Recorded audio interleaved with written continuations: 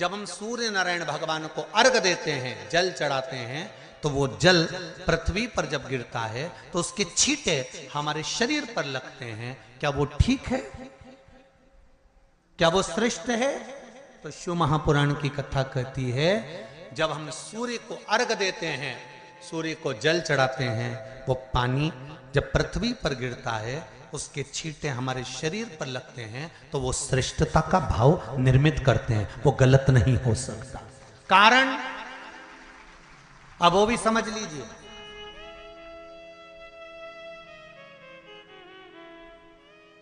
अब सूर्य नारायण भगवान को आप जल चढ़ा रहे हो तो छींटे नहीं लगे, उसके लिए क्या स्टूल पे चढ़ के चढ़ाओगे कि कुर्सी पे चढ़ के चढ़ाओगे? अरे बोलो तो सही। अब कई लोगों के दिमाग में यह बात भरा गई कि हम भगवान को जल चढ़ाते हैं, वो हमारे शरीर में छींटे लगते हैं, जमीन पे से पानी गिरता है, वो हमारे शरीर को छींटे लगते हैं, भगवान को अच्छा नहीं लगता होगा। कौन ने कहा? पहले तो उसको पकड़ के ला।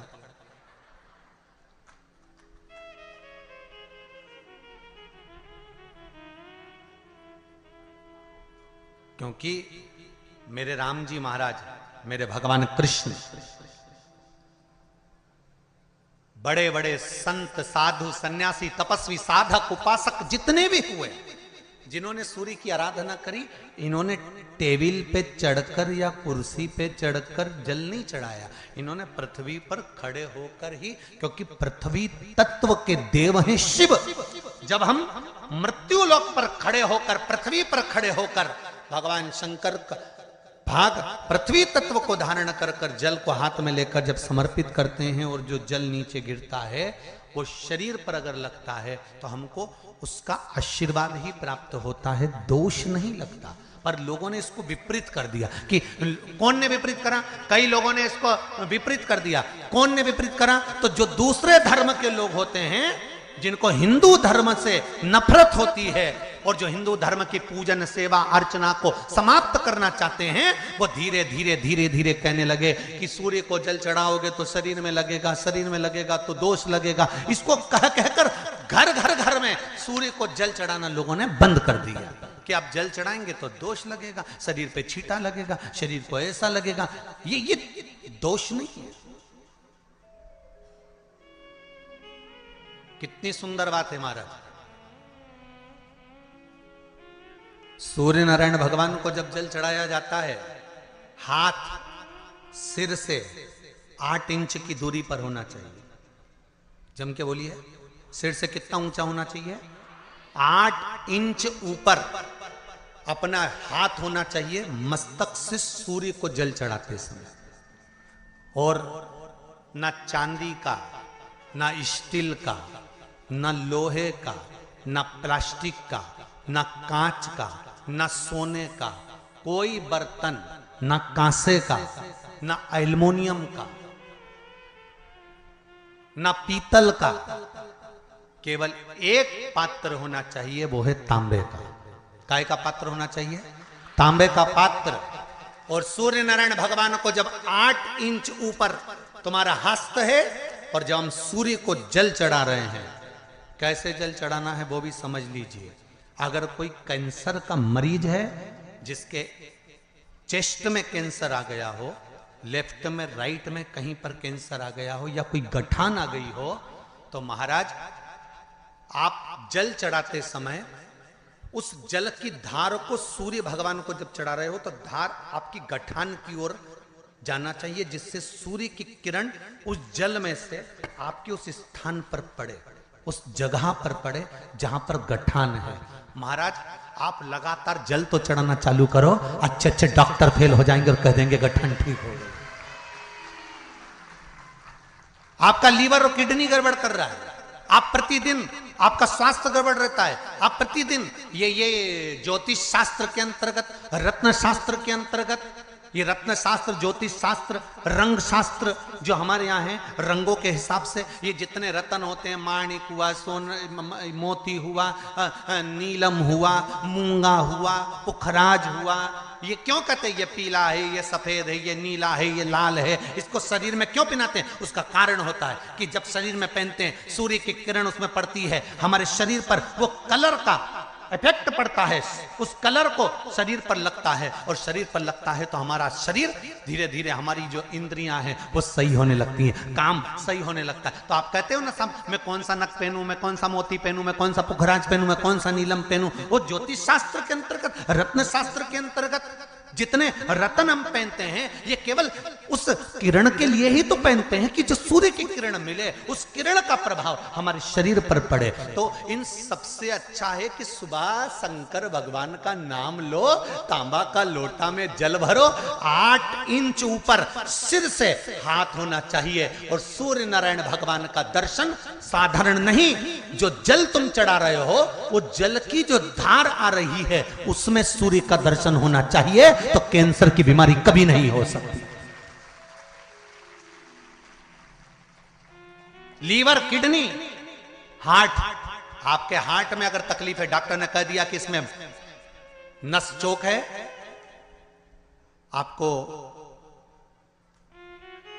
कहीं ना कहीं छल्ला डलेगा, आपको कह दिया इसमें कुछ ना कुछ प्रॉब्लम आ रही है, आप सूर्य को अर्घ देना चालू कर दो, सूर्य को जल चढ़ाना चालू कर दीजिए। आप सूर्य को जल चढ़ाओ, वो जल की जो तरंग आ रही है, वो जल जो निकल कर जा रहा है, उसकी जो किरण आपके हृदय पर, आपकी छाती पर पड़ रही है, नाड़ियों में पड़ रही है, नसों में पड़ रही है, उसका बल देखो तो सही। 1 महीना लगातार चढ़ाओ, तो 15 दिन 20 दिन कर तो देखो। क्यों राम जी महाराज जल चढ़ाते थे, क्यों भगवान कृष्ण जल चढ़ाते थे सूर्य को, क्यों दशरथ जी महाराज जल चढ़ाते थे, क्यों कश्यप ऋषि जल चढ़ाते थे सूर्य को, सारे 33 कोटि देवता, सारे ऋषिवर, साधु संत सन्यासी तपस्वी साधक उपासक सब भगवान सूर्य को अर्घ दिया करते थे। क्यों देते थे,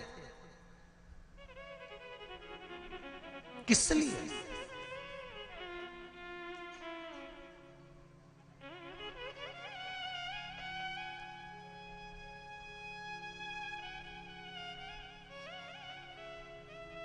सूर्य नारायण भगवान को जल चढ़ाते समय आपके पंजों की एड़ी ऊंची नहीं होना चाहिए, ध्यान दीजिएगा महाराज।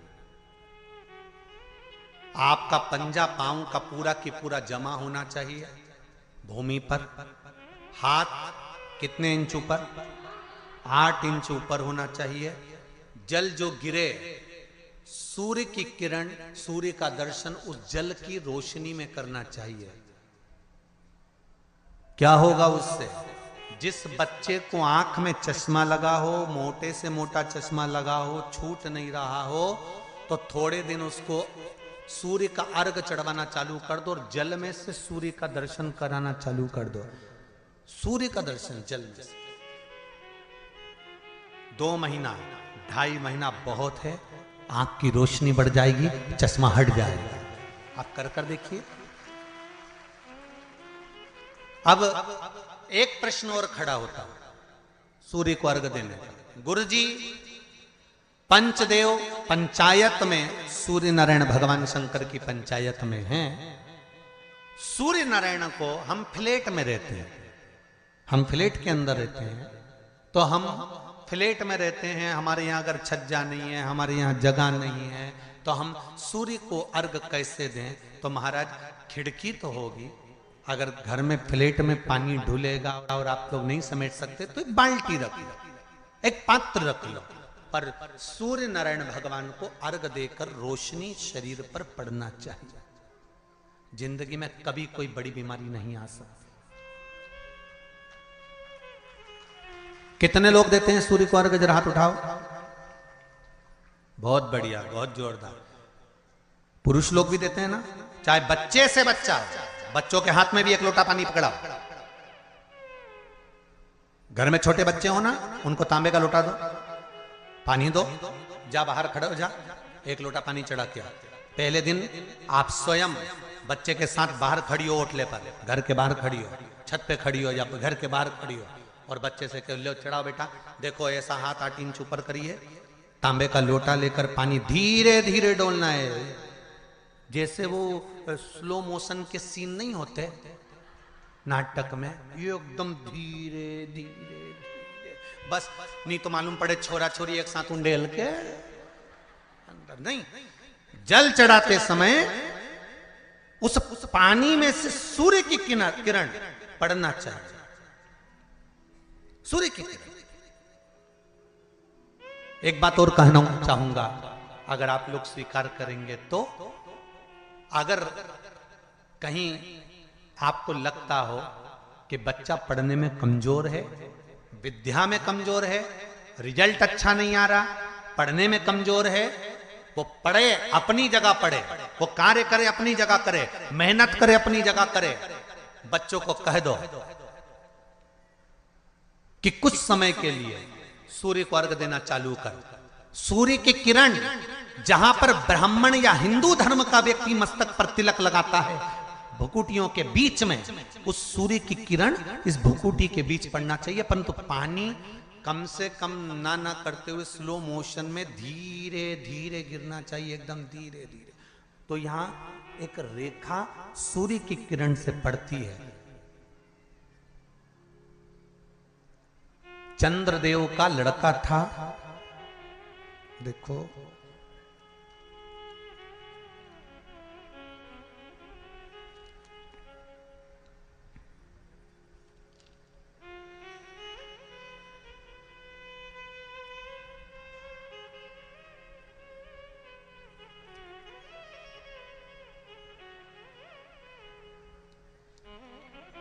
चंद्रदेव का लड़का था वर्चा।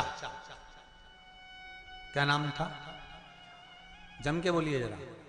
वर्चा। सुंदर प्रसंग है शिव पंचायत, शिव महापुराण का। जब संसार के हित के लिए, संपूर्ण विश्व कल्याण के लिए ब्रह्मा जी ने 33 कोटि देवताओं को बुलाया और बुलाकर ब्रह्मदेव ने कहा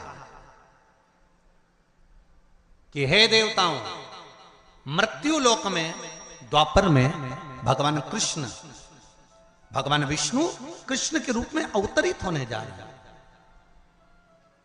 सारे देवता अपने अपने पुत्रों के साथ में, अपनी अपनी पुत्रियों के साथ में, पुत्र वधुओं के साथ में, धर्म पत्नियों के साथ में, 33 कोटि देवता द्वापर में रूप रख रख कर, आप भी जन्म लो, आप भी प्रकट हो, क्योंकि भगवान कृष्ण।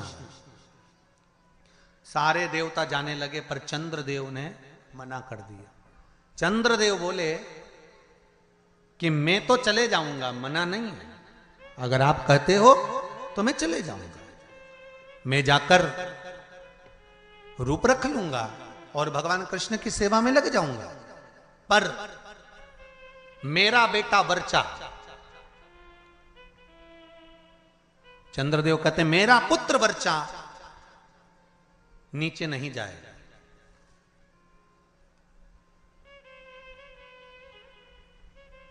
खूब समझाया देवताओं ने। देखिए, जब 33 कोटि देवता जा रहे हैं तो आप अपने पुत्र को क्यों नहीं भेजते?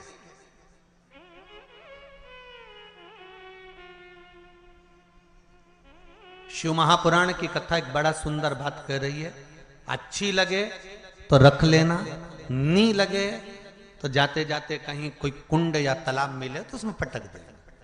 बात तो कहेंगे व्यासपीठ से, अच्छी लगे तो रखो। देवता कह रहे हैं चंद्रदेव वर्चा को, आपके पुत्र को आप मृत्युलोक में भेजो, जनहित के कल्याण के लिए। जब राष्ट्र हित की बात आए, जनहित की बात आए, धर्म की बात आए, सनातनियों की बात आए, चाहिए कि अपने घर के बच्चों को सबसे पहली सीख ये दी जाए कि धर्म का जब मामला हो, सनातनियों का जब मामला हो, जब राष्ट्र सेवा का मामला हो, तो सामने जाकर खड़े हो जाओ, आगे जाकर खड़े हो जाओ। ये हर एक बच्चे को सीख देना चाहिए।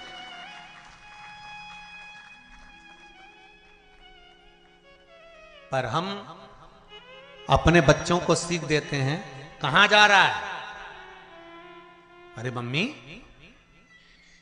और देखो जरा, भगवान के मंदिर में अनुष्ठान चल रहा है, साहू परिवार शिव महापुराण की कथा करवा रहा है, गांव में कथा हो रही है, गांव के अंतर्गत कार्यक्रम चल रहा है, संपूर्ण गांव का कार्य है, तुझे क्या करना जाकर? वो तो उनका काम है ना, चुप बैठ। माता और पिता को चाहिए कि अगर हमारे गांव में अगर आए हैं इतने मेहमान, हमारे गांव में इतने लोग कब आएंगे साहब? ये तो शंकर की कृपा से शिव के रूप में आए हैं, कब आएंगे? बल्कि घर के लोगों को ये चाहिए कि अपने बच्चों से कहे तेरी परीक्षा हो गई, पढ़ाई हो गई, एग्जाम हो गए, रिजल्ट अपनी जगह आएगा। 7 दिन शिव महापुराण की कथा चल रही है, जाकर पंडाल में सेवा करो, झाड़ू लगाओ, कोई को जरूरत हो पानी पिलाओ। आए हैं इतने मेहमान, हमारे गांव में इतने लोग कब आएंगे साहब? ये तो शंकर की कृपा से शिव के रूप में आए हैं, कब आएंगे? बल्कि घर के लोगों को ये चाहिए कि अपने बच्चों से कहे तेरी परीक्षा हो गई, पढ़ाई हो गई, एग्जाम हो गए, रिजल्ट अपनी जगह आएगा। 7 दिन शिव महापुराण की कथा चल रही है, जाकर पंडाल में सेवा करो, झाड़ू लगाओ, कोई को जरूरत हो पानी पिलाओ, किसी चीज की जरूरत हो तो सेवा करो। 33 कोटि देवता भी शंकर भगवान की सेवा में लगे रहते हैं। तुम खुद देख लो, कल तक यहां पर इतनी तेज गर्मी पड़ रही थी, प्रचंड धूप पड़ रही थी, और आज निकल कर देखो तो चारों तरफ छाए नजर आई।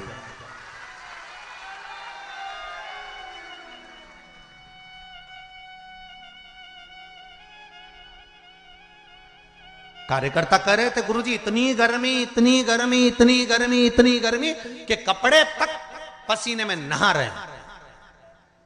अब बोलो गर्मी किस किस को लग रही है आज? जम के तो बोलो जरा, लग रही कहीं? सूर्य नारायण भगवान को भी शंकर जी ने कह दिया जरा छाता लगा ले थोड़ी देर के लिए, 3 घंटा कथा चल रही है। ये शिव कृपा। और पूरे पंडाल में 2 बजे कथा चालू हुई है, और 2 बजे से लेकर अभी जो भी टाइम हो 4:30 बजने वाली है, और उतनी देर में तुम देख लो पूरी जगह छांव ऐसी, सब दूर धूप पड़ रही है, और यहाँ पूरे पंडाल के आसपास ऐसा लग रहा है जैसे भगवान खुद हवा कर रहा, खुद कृपा कर रहा। तो ये शिव कृपा नहीं तो और क्या है? शिव दया नहीं तो और क्या है?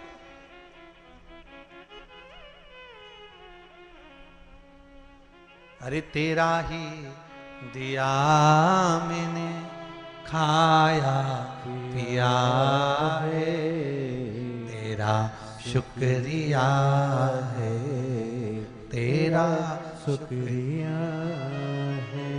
मुझे भोले बाबा ने बहुत दे दिया है, तेरा शुक्रिया है, तेरा शुक्रिया है। जब धर्म हित की बात आए, सनातनियों की बात आए, देव और देवताओं की बात आए, तब हमारे बच्चों को हमें सीख देना है कि आगे बढ़ जाओ।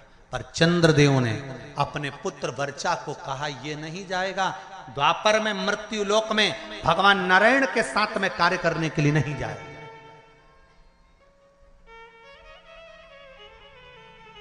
वर्चा को सूचना मिली, वर्चा को खबर मिली। कई लोगों के मन में एक प्रश्न आता है, भगवान कृष्ण पांडवों के साथ थे? बोलो तो थे ना? भगवान कृष्ण अगर पांडवों के साथ थे, भगवान कृष्ण को मालूम था अभिमन्यु चक्रव्यूह में फंस चुका है, भगवान कृष्ण चाहते सुदर्शन उठा के अभिमन्यु को बचा सकते थे।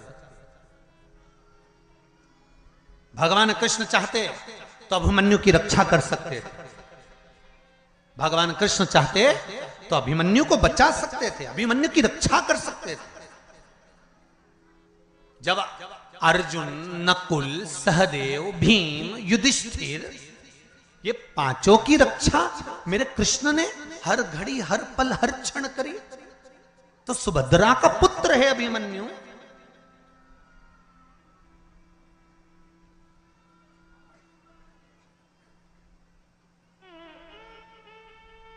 अर्जुन का पुत्र है अभिमन्यु, तो फिर अभिमन्यु की रक्षा क्यों नहीं करी? क्या भगवान कृष्ण को नहीं मालूम था कि ये मरने वाला है? क्या भगवान कृष्ण को नहीं ज्ञात था कि ये मरने वाला है? उसकी कथा है ये। चंद्रदेव वर्चा को मालूम पड़ा,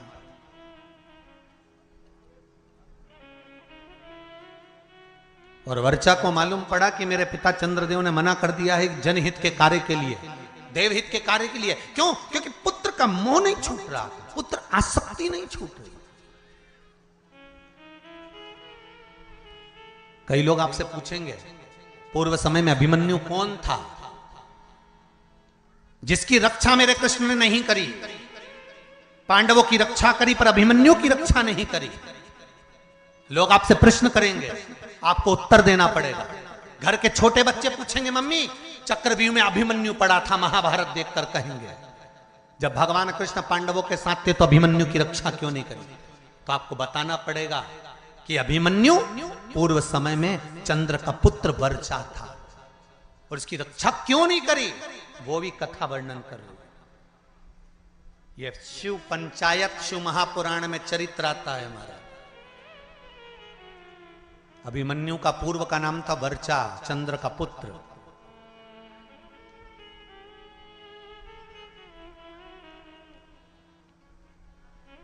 क्या कमी पड़ गई थी, क्यों नहीं करी? वर्चा को मालूम पड़ा कि मेरे पिता ने मुझे मना कर दिया, मेरे पिता ने कह दिया कि मृत्युलोक में मेरा पुत्र वर्चा नहीं जाएगा, क्योंकि पुत्र आसक्ति, पुत्र मोह, पुत्र का स्नेह बड़ा प्रबल हो। पुत्र का मोही तो था जो धतराष्ट्र का पूरा वंश डूब गया। अगर पुत्र मोह में धतराष्ट्र नहीं पड़ता ना तो बच जाता पूरा परिवार, पूरा परिवार बच जाता। पर माताओं और भाई जितने लोग कथा सुन रहे हैं, आपसे निवेदन है इतना पुत्र मोह मत पालना कि तुम्हारी औलाद ही तुमको नष्ट कर दे, तुम्हें बर्बाद कर दे। ऐसा पुत्र मोह मत पालना।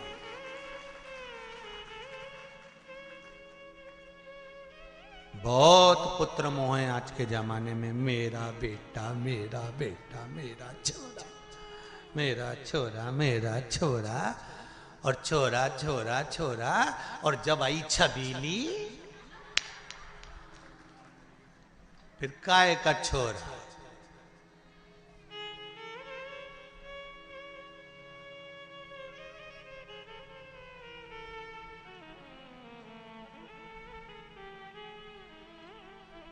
फिर तो छोरा छबीली के नेन पे चले।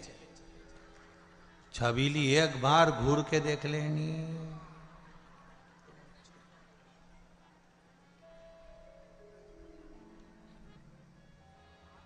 इतना बल।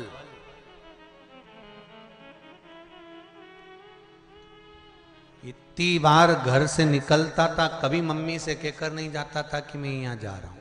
जिस दिन से शादी हुई घरवाड़ी के 50,000 के जाना पड़ता है कि मैं यहां जा रहा हूं। अब तुम सोच लो कितना बदलाव आया ब्याह के बाद, शादी के बाद। पहले जाता था तो मम्मी से कहकर नहीं जाता था कि मैं यहां जा रहा हूं, मैं आ रहा हूं, मैं ये करने जा रहा हूं। अब शादी होने के बाद अगर घर से जाता है ना तो पहले उसको बताना पड़ता है, नहीं तो 50,000 फोन लगा के पूछ लेती है कहां हो। बस इतना बोला ना तो बापड़ा का पसीने की बूंद छा गई। अब भी आया 20 मिनट में, बस पहुंच ही दिया। आ रहे हो वो वाला हाल है ना। एक पत्नी ने पति से कहा कपड़े पड़े हैं बाथरूम में,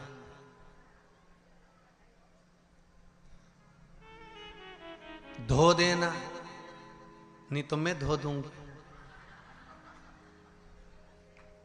अब समझदार पति था, समझ गया अगर कपड़े नहीं धोए तो ये अपने को,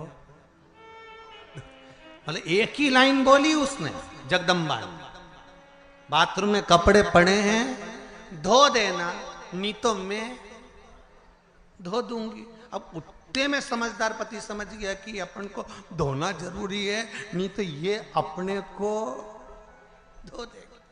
तो बेचारा नहाया बाद में, पहले वाने कपड़े ही धोया क्योंकि उसको मालूम था नहीं तो अपने धो देगी दाल।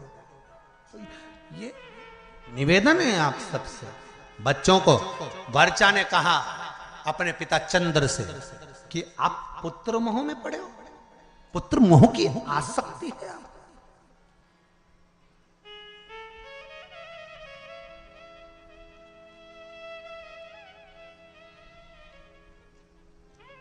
पुत्र मोह की आसक्ति।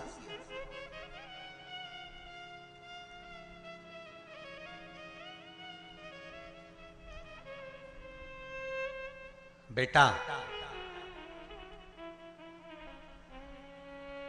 मैं नहीं चाहता कि मृत्यु लोक में तुम द्वापर में भगवान विष्णु के साथ नीचे लीला करने के लिए जाओ, क्योंकि नीचे मैं जानता हूं युद्ध होने वाला है और युद्ध होगा और सब समाप्त होगा। वर्चा ने कहा चंद्रदेव से, पिताजी, 2 क्षण भी अगर भगवान का साथ मिलता है ना, तो उससे बढ़कर कोई कृपा नहीं हो सकती। जब रावण मरा था तो मंदोदरी सिर पटक पटक कर रो रही थी, रावण की धर्म पत्नी मंदोदरी।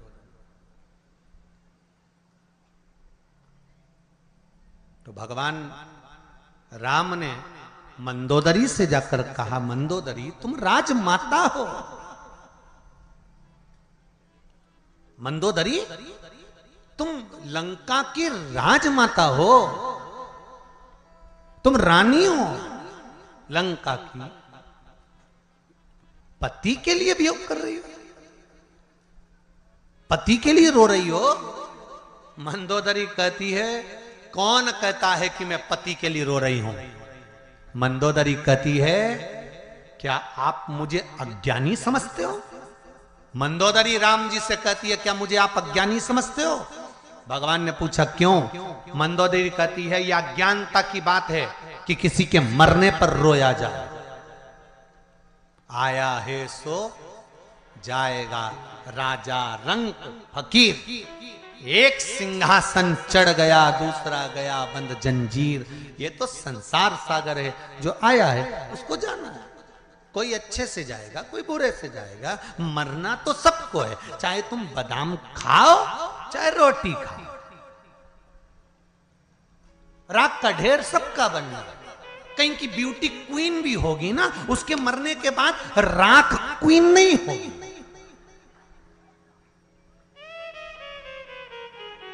कहीं का बोल्ड भी होगा खूब ढल्ले सल्ले बनाकर रखा होगा, खूब जोरदार बॉडी शॉडी बनाकर रखा होगा, खूब जोरदार उसने शरीर बनाकर रखा होगा, तो मरेगा तो भी राख का ढेर होगा। वो राख के ढेर में बॉडी नजर नहीं आएगी।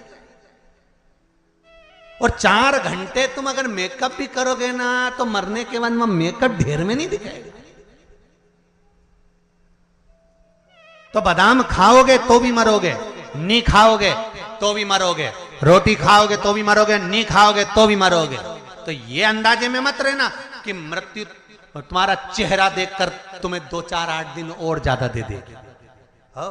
यमराज से किसी की रिश्तेदारी थोड़ी ना कि तुम जोरदार, बहुत जोरदार श्रृंगार मिंगार करके रहो, 2 घंटा तक पेंसिल लाइन खींचो, डब्बा भरो, फिर खजूर वाली चोटी करो, न जोरदार तैयार मैयार होके रहो। तो तुम सोचो कि यमराज आएगा तो मैं तो उससे कह दूंगी न बाजू वाली के ले जा, न मेरे को छोड़ दो। तो यमराज कहीं तुम्हारा काका जी लगे तो छोड़ जाएगा। इस अंदाजे में मत रहना रही हो छत्तीसगढ़ वाली। सुन लो ओ बमलेश्वरियों देवियों, अच्छे से सुन लेना, इस अंदाजे में मत रहना। तो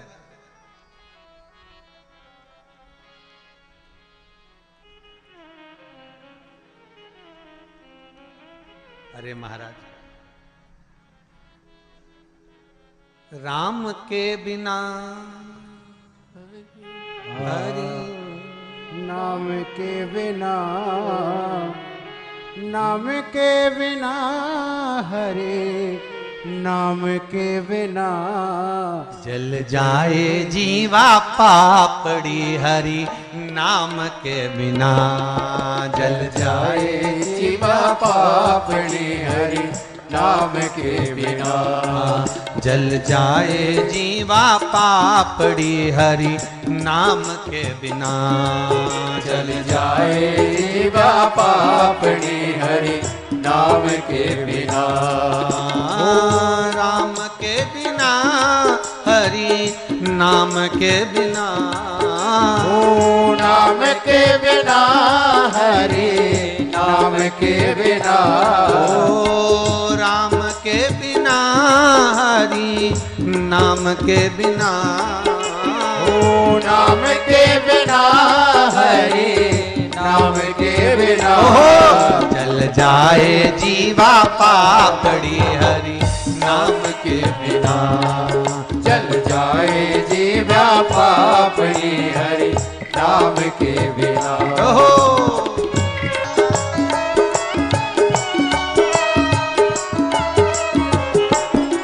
ओ पंछी पंख बिना बिच्छू डंक बिना आरती शंख बिना।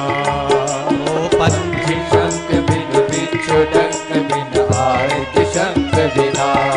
ओ पंछी पंख बिना बिच्छू डंक बिना आरती शंख बिना।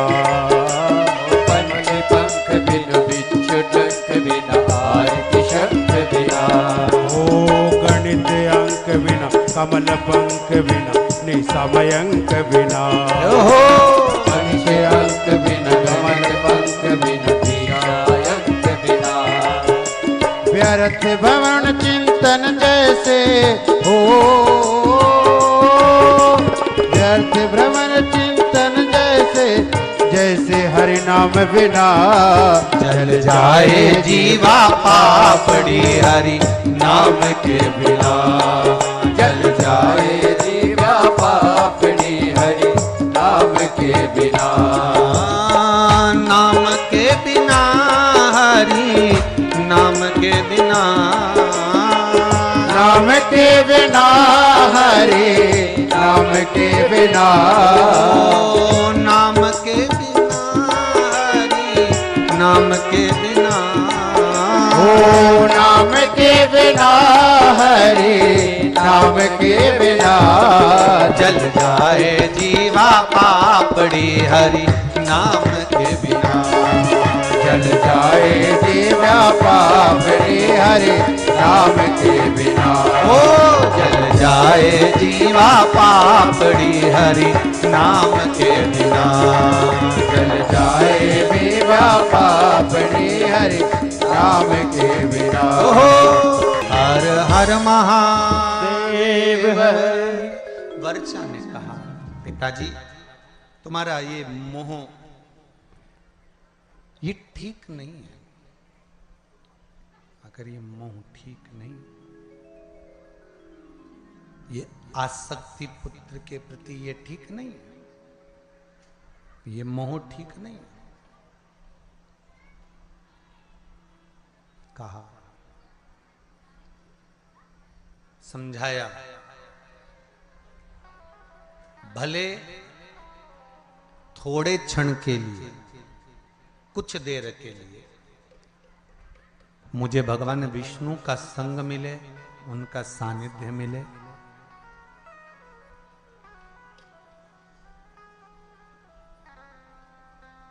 पर मिला तो सही ना।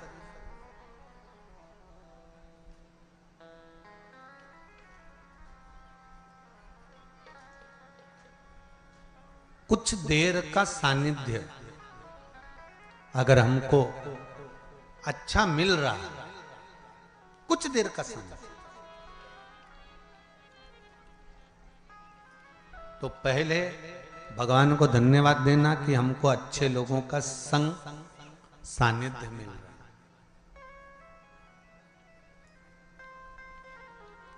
वर्चा ने कहा, चंद्रदेव के पुत्र बोले, आप चाहते हो कि मैं आपके करीब में रहूं, पर मैं चाहता हूं कि अगर मेरे नारायण भगवान विष्णु कृष्ण अवतार लेकर जा रहे हैं, लेने जा रहे हैं, तो मैं 2 क्षण उनका सानिध्य प्राप्त करूं, भले 2 क्षण के लिए जाऊं, पर जाऊं।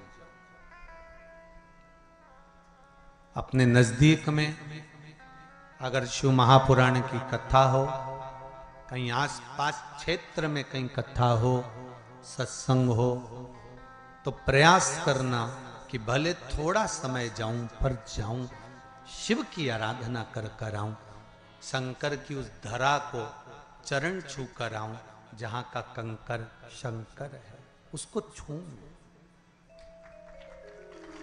भले 2 क्षण पर जाऊं, वहां पहुंचूं।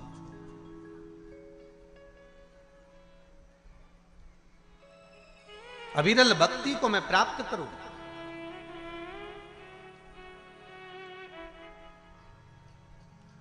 शिव आराधना में मैं डूबूं।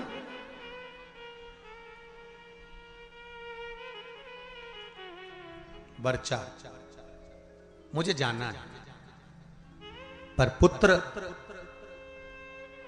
मैं तुझे भेजने से पहले देवताओं से बात करूंगा। चंद्रदेव ने बुलाया भगवान ब्रह्मा को और ब्रह्मदेव से कहा, प्रभु मेरी एक बात को स्वीकार करेंगे? बोलिए क्या बात? मैं अपने पुत्र वर्चा को भेजने को तैयार हूं, पर चाहता हूं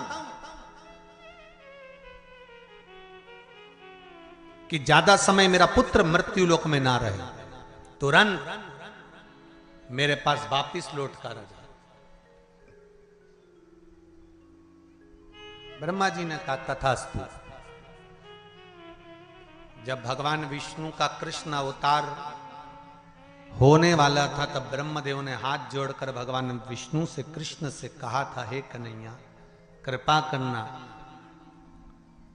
आप अर्जुन को, नकुल को, सहदेव को, भीम को, युधिष्ठिर को और भी जितने जितने हैं इनको बचा लेना, पर चंद्र का पुत्र वर्चा जो अभिमन्यु बनकर जन्म लेगा इसको मत बचाना, क्योंकि इसके प्राण छूटेंगे ये तुरंत अपने पिता के पास चले जाए। कई लोगों ने प्रश्न खड़े करे, भगवान कृष्ण सबको बचा सकते थे तो इनको क्यों? एक प्रश्न और आता है, कई लोग प्रश्न खड़े करते हैं कि केदारनाथ जी में त्रासदी मची थी ने इतने मर गए थे, भगवान अगर थे तो भगवान ने क्यों नहीं बचाया? तुम्हारा जब जन्म होता है ऊपर लिखा पड़ी होती है कितने समय के लिए जाना चाहते हो, सील ठप्पे ऊपर से लगे होते हैं, नीचे नहीं। जब अभिमन्यु जन्म ले रहा है तो वर्चा स्वयं चंद्रदेव करेंगे, मेरा पुत्र मुझे शीघ्र चाहिए।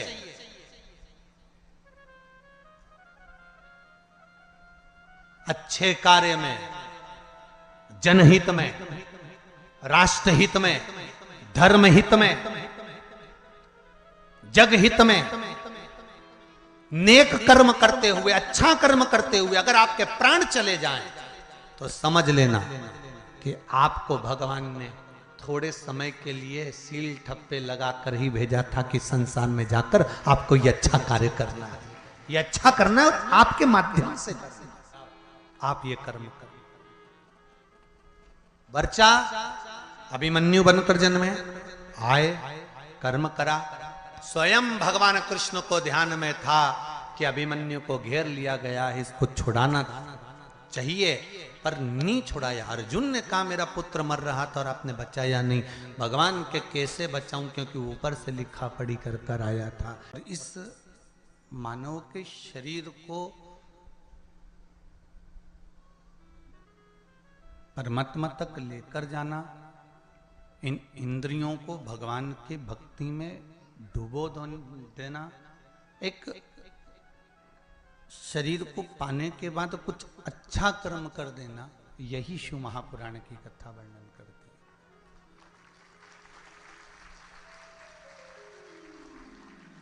शिव महापुराण की कथा यही वर्णन करती है कि इस शरीर को हम परमात्मा से लगाएं कैसे।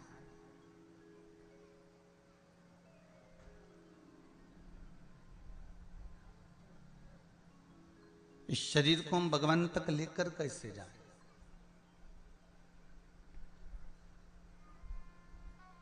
केवल खाया पिया और सो गए, ये शरीर की मूलता नहीं है महाराज। शरीर की मूलता इसको नहीं कहेगी केवल खाया पिया और आप सो गए, इसमें शरीर की मूलता नहीं है।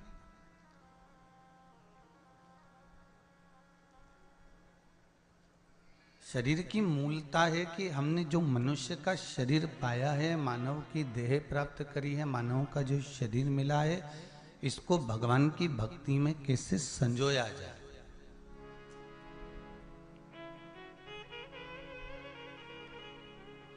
एक फूल अगर खिलता है ना, तो आप अपने बगीचे में उस फूल को देखकर विचार कर लेते हो कि इसको मुझे जूड़े में सजाना है कि परमात्मा को चढ़ाना है।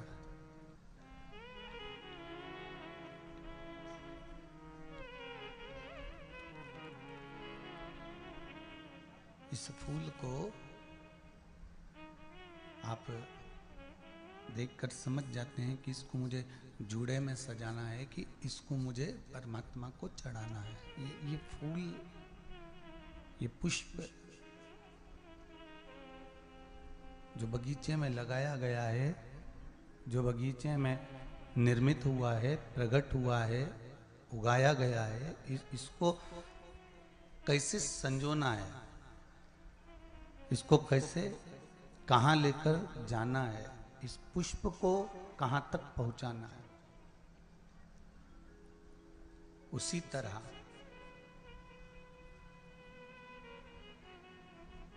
जैसे पुष्प के लिए विचार करा जाता है कि ये पुष्प मुझे जूड़े में लगाना है कि भगवान को चढ़ाना है, कहाँ समर्पित करना है, इसको मुझे कहाँ तक पहुँचाना है इस पुष्प को, उसी तरह यहाँ शिव महापुराण की कथा भी कहती है कि परमात्मा ने अपने बगीचे में, इस संसार सागर में हमारा जो जन्म कराया है, हमें जो जन्म दिया है, हम भी उसके बगीचे के एक पुष्प हैं। हम भी उसकी बगीचे के पुष्प हैं और उस बगीचे के पुष्प को परमात्मा भगवान की भक्ति में रमाना चाहता है या संसार सागर में इसको उलझाना चाहता है, यह परमात्मा निश्चित कर कर भेजता है। पर कुछ प्रयास आपका, कुछ प्रयास हमारा होना चाहिए।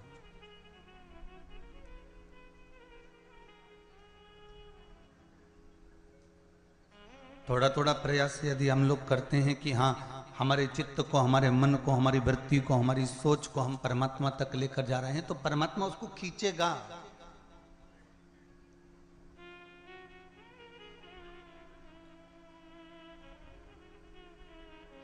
और यदि हमने सोच लिया कि ये परमात्मा को हमको देना ही नहीं है,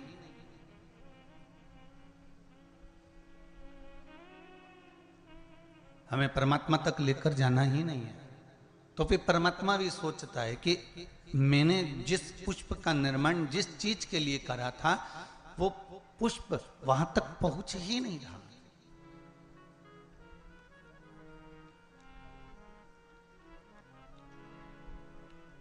शंभु शरणे पड़ी मांगू घड़ी रे घड़ी, दो काटो दया करी दर्शन आपो।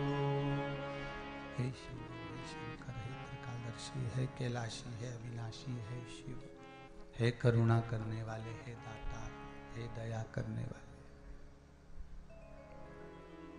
हे उघड़दानी, हे शंभु।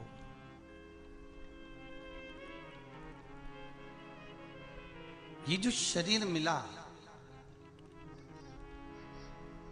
इस शरीर को हम परमात्मा की भक्ति तक लेकर जाएं और परमात्मा की अविरल भक्ति में इसको डुबो दें।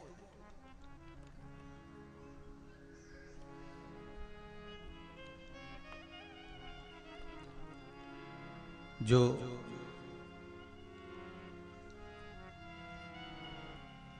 साहू परिवार द्वारा यहाँ जो कथा चल रही है,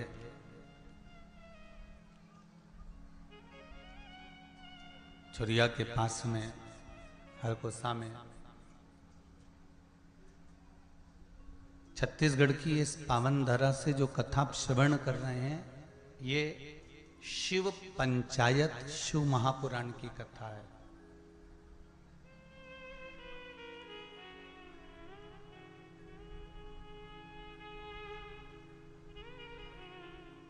भगवान राम के मंदिर पर जाएंगे, क्या राम जी का रोज जल चढ़ाने को आपको मिलता है? जम के बोलते जाओ जरा। राम मंदिर में रोज जल चढ़ाते हो? नहीं। कृष्ण मंदिर में रोज जाकर जल चढ़ाते हो? नहीं।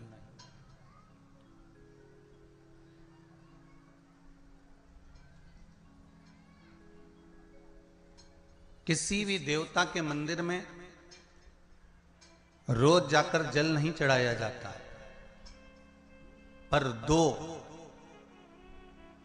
इस शिव पंचायत के दो देव ऐसे हैं जिनको रोज जल चढ़ाया जाता है। एक सूर्य नारायण और दूसरे मेरे देवाधिदेव महादेव, दोनों पर जल रोज चढ़ता है प्रतिदिन।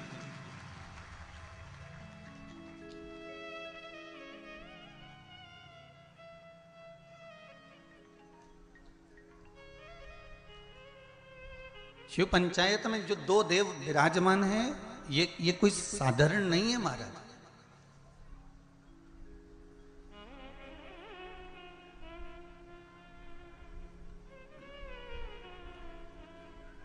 इन दोनों देवताओं पर जल जो चढ़ाने का क्रम है,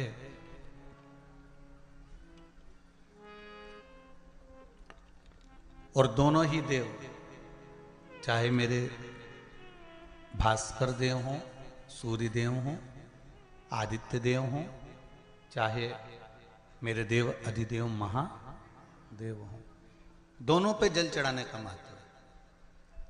आप में से कितने लोग हैं जो सूर्य को रोज प्रतिदिन अर्घ देते हैं? जरा हाथ उठाइए। बहुत सारे हैं। धर लीजिए, धर लीजिए, बहुत बढ़िया, करना चाहिए। ये जो आज के समय में दुनिया के लोगों को जो ये बीमारियां हो रही हैं ना, कि हृदय गति रुक जाती है, कहीं अटैक आ जाता है, कहीं हार्ट काम करना बंद कर देता है, कहीं लीवर किडनी में सूजन आने लगती है, कहीं लीवर काम करना बंद कर देता है, कहीं किडनी काम करना बंद कर देती है, कहीं डायलिसिस चालू हो जाता है, कहीं बाईपास करवाना पड़ जाता है, कहीं नसें ब्लॉक होने लगती हैं, डॉक्टर ने कह दिया बाईपास कराओ।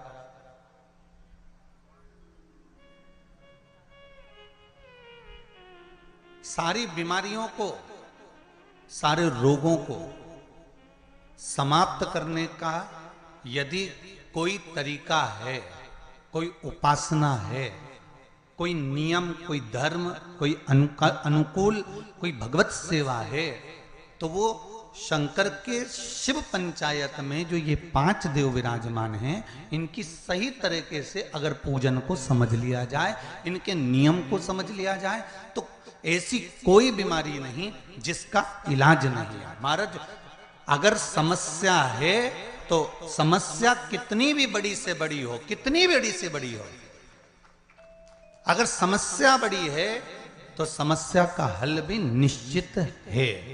अगर कोई रोग आया है तो उसकी दवाई है।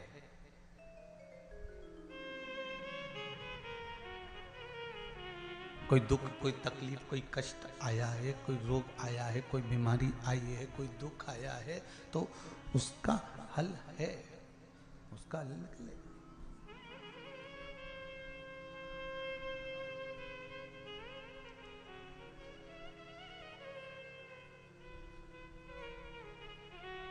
शिव पंचायत को हमें समझना है। और छत्तीसगढ़ की इस पावन धरा से कथा सुन रहे हो, मां बमलेश्वरी के पास में बैठकर।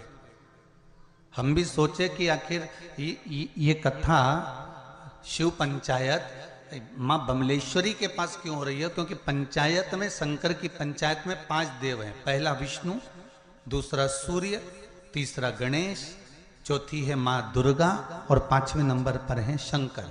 ये 5 देव मिलकर शिव पंचायत बनती है। तो हमने विचार करा कि आखिर ये मां बमलेश्वरी के पास में कथा क्यों हो रही है? डोंगरगढ़ के पास में ये कथा क्यों हो रही है, डोंगरगढ़ बमलेश्वरी से 25 किलोमीटर दूरी पर ये कथा क्यों हो रही है, तो समझ में ये आया कि माँ बमलेश्वरी दुर्गा भवानी इस कथा को इसलिए करवा रही है क्योंकि शिव पंचायत में 5 देवताओं में आद्य शक्ति बमलेश्वरी ही मूल रूप से विराजमान है। नहीं तो शिव पंचायत तो अभी चाहते तो देपालपुर हो सकती थी, या फिर आगे रायसेन में कथा है वहां हो सकती थी। अभी रायसेन में भी कथा है 3 तारीख से, 3 अप्रैल से शायद रायसेन में कथा। वहां पर शिव त्रिपुंड शिव महापुराण की कथा रखी है, त्रिपुंड शिव महापुराण। तो शिव पंचायत शिव महापुराण की कथा वो भी बमलेश्वरी के चरणों में। और सबसे ज्यादा भाग्यशाली तो हमने पहले भी कहा है,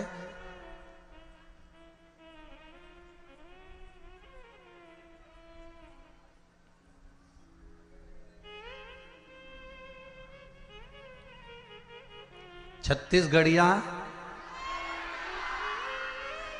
कितनी जल्दी बोलते हो तुम लोग, की सही में तैयारी में बैठे रहते हो, जैसे युद्ध के मैदान में तलवार लेके नहीं बैठे रहते, ऐसे बिल्कुल तैयारी रहती तुम्हारी है।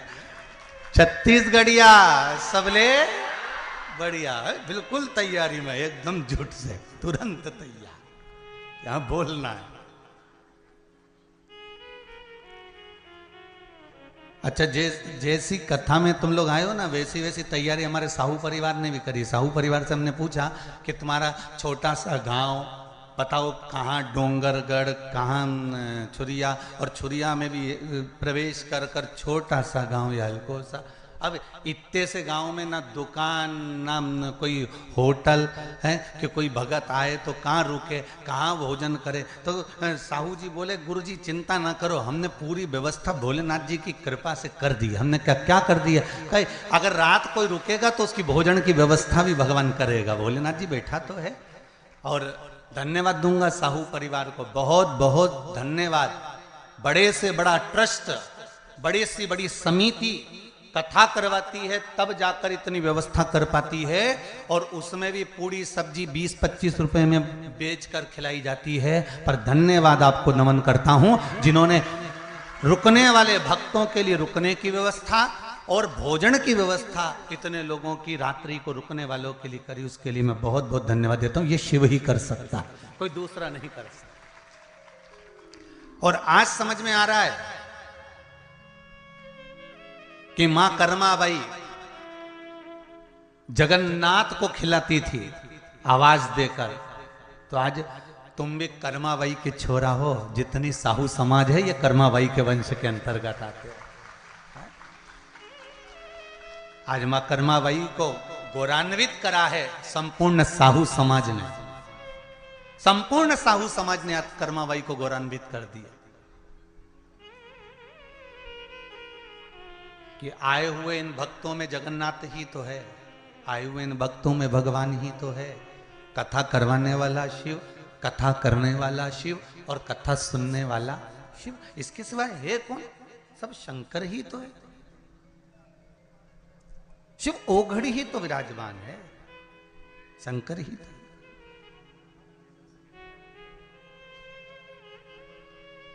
और हम तो महाराज केवल इस पोथी और पुराण को लेकर आते हैं, और जितना है इसमें खजाना भरा हुआ आपको लुटाने का प्रयास करते हैं कि आप इसको लूट लो, आप अपने पास में इसको रख लो, फिर मौका मिले ना मिले इसको संजो लो, इसको रखिए। इसलिए कहते हैं ना राम नाम के महाराज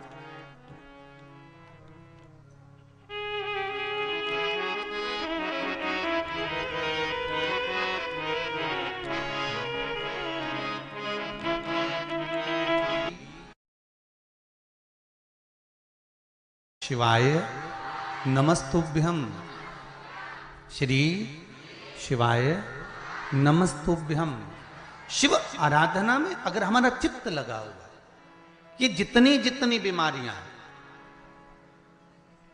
फिर निवेदन करूंगा छत्तीसगढ़ की इस पावन धरा से, चाहे हार्ट से जुड़ी हो, चाहे लीवर से जुड़ी हो, चाहे किडनी से जुड़ी हो, चाहे बड़े से बड़ी, यहां तक शरीर में अगर गांठ भी पड़ी हुई है, तो इन शिव पंचायत के एक एक देवता का पूजन का विधान समझ लीजिएगा।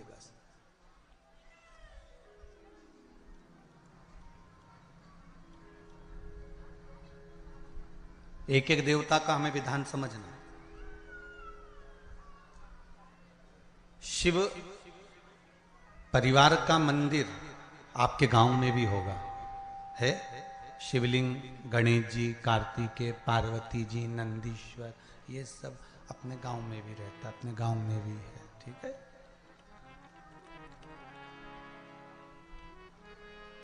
शिव पंचायत बोलते जाओ। 5 कौन कौन? भगवान विष्णु, गणेश जी, दुर्गा भवानी, सूर्य नारायण भगवान और भगवान शंकर, ये 5, ये शिव पंचायत के देव हैं।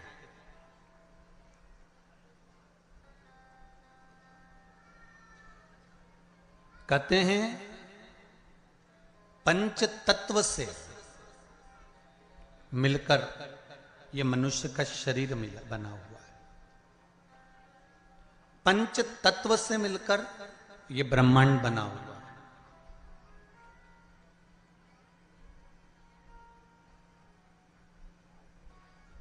पंच तत्व से मिलकर ही शरीर है और पंच तत्व से मिलकर ही ब्रह्मांड। 5 देव, जब हमारा शरीर छूट जाता है, आत्मा चली जाती है, शरीर जब पड़ा रहता है, तब इसको अग्नि में दिया जाता है। अग्नि में देते हैं तो ये 5 भाग अलग अलग इसके चले जाते हैं। पंच तत्व का शरीर।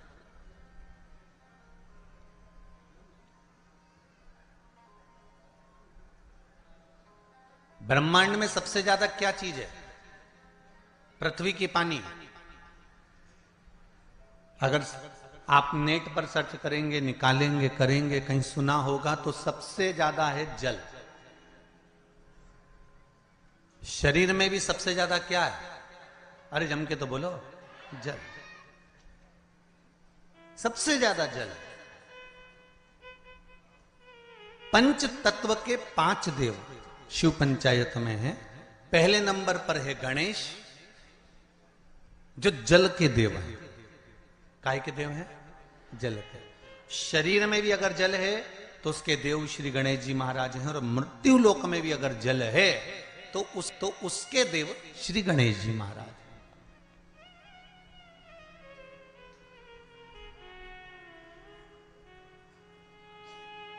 हमारे जीवन में शरीर में जल ज्यादा है, मृत्यु लोक में ब्रह्मांड में जल ज्यादा है।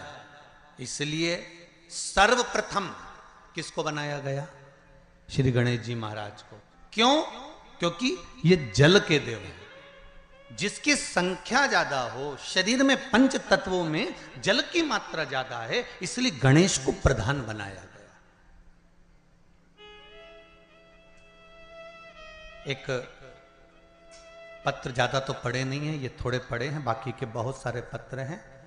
अभी इतने पत्र और हैं जिनको भी पढ़ते हैं, जैसा भजन आएगा। पर इसमें देखिए बड़ा सुंदर भाव लिखा है।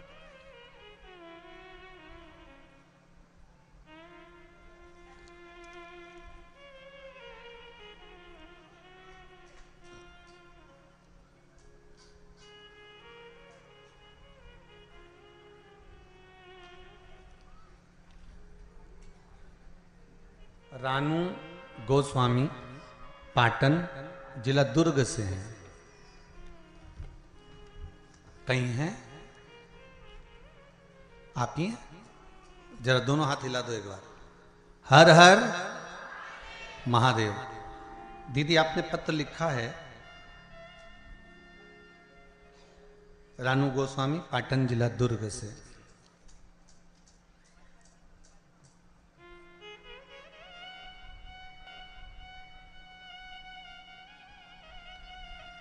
पत्र में लिखा है, रानूजी गोस्वामी ने। मैं ग्राम पाटन की रहने वाली हूँ, जिला दुर्ग की रहने वाली हूँ। मैं पशुपति व्रत का क्या वर्णन करूं गुरुदेव। दीदी आपने पत्र में लिखा है, मेरे जेठ जी का काम छूट गया था, कोई काम नहीं था। आपकी भिलाई में कथा जब शुरू हुई तब हम लोगों ने सुनी थी। कथा सुनने के बाद पशुपति नाथ का व्रत किया, जिसके प्रभाव से उनको पुनः काम मिल गया, और काम भी मिला तो ऐसा कि जो सोचा ही नहीं था, ये शिव की कृपा से प्राप्त हुआ। पत्र में लिखा है। और इसी पत्र में पंचदेव के जलदेव का वर्णन भी आया, अब उसको समझिएगा जरा, देखिए।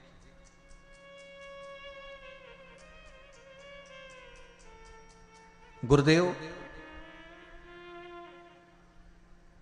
मेरे घर पर आपने लिखा है, मेरे घर पर पानी की समस्या थी।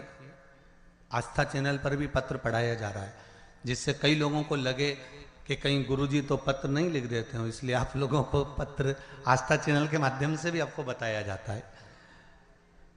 गुरुदेव, मेरे घर पर पानी की समस्या थी, जिसके मेरी पुत्री ने व्रत किया था। 5 सोमवार पूर्ण होने के बाद मेरे घर पर बोर हो गया, और अब पानी की समस्या का भी समाधान हो गया है। हम सब अत्यंत प्रसन्न हैं। बहुत बहुत धन्यवाद रानू जी, ग्राम पाटन, जिला दुर्ग से। बैठ जाइए। बहुत बहुत साधुवाद। बाबा देवादिदेव महादेव की कृपा पर बनी रहे। हर हर महादेव। अर्थात इस पत्र के माध्यम से हमको यह समझना है कि हम शिव की आराधना केवल अकेले नहीं कर रहे हैं। फिर एक निवेदन करूंगा आप लोगों, आप अगर शंकर जी के मंदिर में एक लोटा पानी चढ़ा रहे हो ना, तो ये विचार मत करना कि हमने केवल शंकर जी को चढ़ाया। शंकर भगवान की जहां कटी होती है, अर्थात जो नीचे की पीठ होती है, जिसपे शिवलिंग रखा होता है, वो पीठ है माँ दुर्गा भवानी, माँ आदिशक्ति, माँ जगदम्बा, माँ दुर्गा, माँ देवी। और शिवलिंग जो रखा हुआ है वो शंकर का स्वरूप है। ऊपर से जो जलाधारी में से जल गिर रहा है, एक एक बूंद, वो जया, विषहरा, शामरी वारी, दौतली, देव, शिव जी की 5 बेटियां।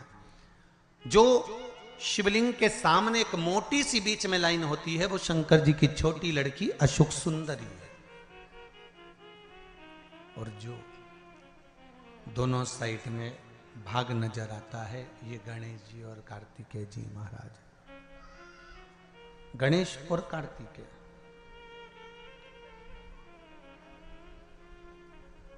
जहां से जल निकलकर बाहर जाता है, मंदिर के बाहर की ओर जाता है, वहां और शिवलिंग के पास में 33 कौटी देवताओं का स्थान होता है। आप जिस कामना से पशुपति व्रत करते हैं, आप जिस कामना से पशुपति व्रत का नियम धारण करते हैं, पशुपति व्रत करते हैं, जिस कामना से आप पशुपति व्रत उठाते हैं, शिव की आराधना करते हैं, पूजन करते हैं, अर्चना करते हैं, तो गणेश की आराधना भी स्वतः साथ में हो जाती है। देवी की आराधना भी साथ में हो जाती है, सूर्य देव की आराधना भी साथ में हो जाती है, सभी देवताओं की आराधना साथ में। और जब आराधना साथ में होती है तो उसका फल भी हमको प्राप्त होता है।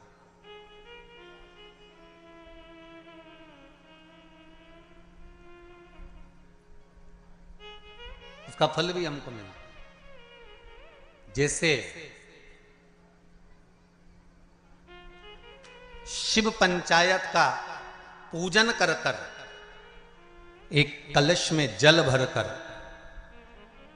पुष्य नक्षत्र में, और वो भी गुरु पुष्य में, ब्रह्म मुहूर्त में कलश में जल भरकर 5 बेलपत्री शिव, गणेश, दुर्गा, सूर्य नारायण और विष्णु भगवान, इन 5 के नाम से जब हम कलश के अंदर डाल देते हैं, और डालने के बाद में गुरु पुष्य के ब्रह्म मुहूर्त में सुबह 4 बजे के करीब में हम जहां हमारा मन पड़े वहां पर अगर बोर लगवा देते हैं तो पानी तो निकलना ही होता है। ऐसा हो ही नहीं सकता कि जल ना निकले, जल निकलेगा ही।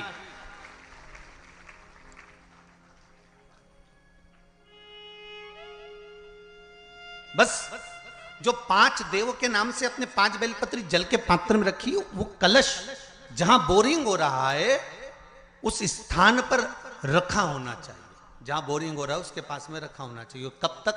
जब तक वो जल ना निकले, और निकलेगा।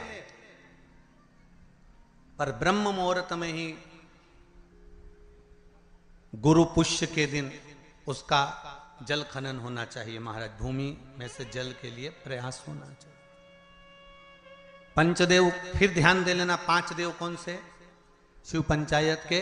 क्योंकि देवता होने भी जब यज्ञ के लिए जाते हैं, देवता जब अनुष्ठान के लिए जाते हैं, देवता जब युद्ध के लिए जाते हैं, देवता जब किसी कार्य के लिए जाते हैं, और जब कार्य के लिए पहुंचते हैं, जब देवता कार्य के लिए जा रहे हैं और लगता है कि यह कार्य पूर्ण नहीं होगा, यह कार्य सफल नहीं हो पाएगा, हम जिस कार्य के लिए निकले हैं इस कार्य में कहीं ना कहीं अड़चन उत्पन्न होने वाली होती है, तो सारे देवता उठकर भगवान शंकर के पास जाते हैं और शिव की पंचायत को लगाते हैं। शिव पंचायत में जैसे ही कोई बात सम्मुख में आकर खड़ी हो जाती है, शिव पंचायत में जैसे ही कोई बात सामने लाकर रख दी जाती है, मात्र कुछ ही क्षण में शंकर भगवान की पंचायत उसको समाप्त कर देती है और कार्य सफल कर देती है। शिव पंचायत का बल बड़ा प्रबल है।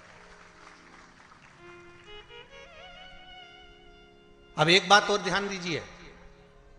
कई लोगों के मन में आता है, गुरुजी शिव परिवार के मंदिर जाता होते हैं तो शिव पंचायत के मंदिर क्यों नहीं बनते? इंदौर में एक मंदिर है, छत्तीसगढ़ में भी एक मंदिर है।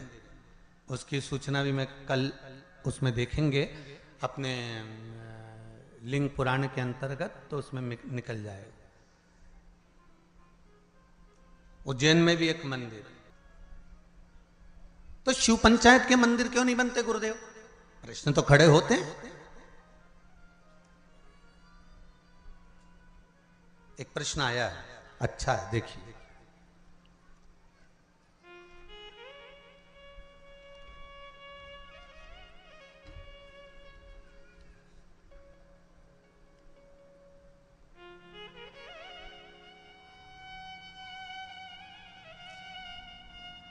पायल चावड़ा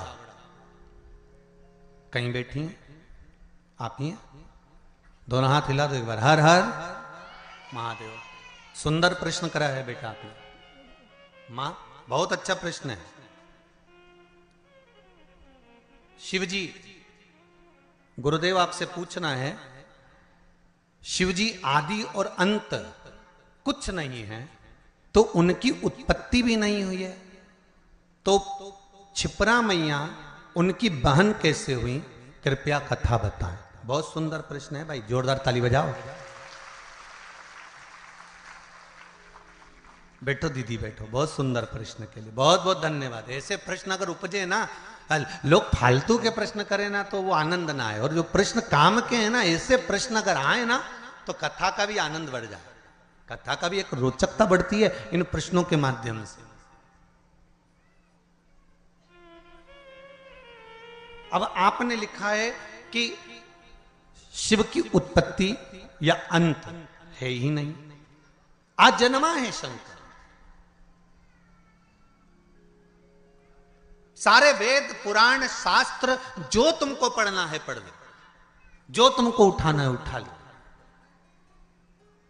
सबके जन्म का प्रसंग मिलेगा, शिव के जन्म का नहीं। हां, विष्णु पुराण में शिव के जन्म का एक प्रसंग छोटा सा ब्रह्मा जी के द्वारा प्रकट होने का लिखा है।